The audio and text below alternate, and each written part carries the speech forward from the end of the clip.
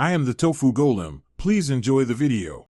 Roast or boil one medium beet, about 150 grams, until tender, then peel and puree it with 2 tablespoons water to a smooth paste.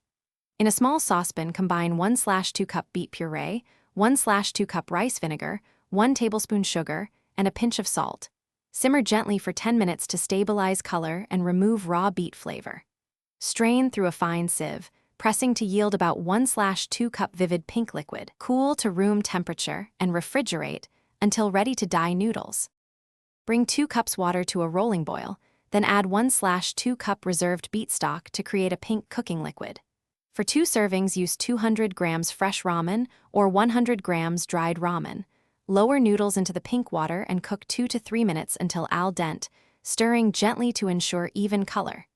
If using dried noodles, you can soak them in the pink liquid for 10 minutes before cooking to absorb more dye. Drain. Rinse very briefly with warm water to set the color, and keep warm. Pour 4 cups of dashi or low-sodium chicken stock into a pot and whisk in 1/2 cup reserved beet stock to deepen color. Season gently with 1 tablespoon soy sauce and 1 teaspoon miso paste, tasting as you go and heat until just steaming.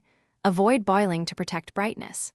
Place cooked pink noodles into bowls, ladle the warm pink broth over them, and finish with a 6-minute soft-boiled egg halved, sliced green onion, 1 teaspoon toasted sesame seeds, and a light drizzle of chili oil or rice vinegar to brighten. Thanks for watching. Consider subscribing if we helped you today.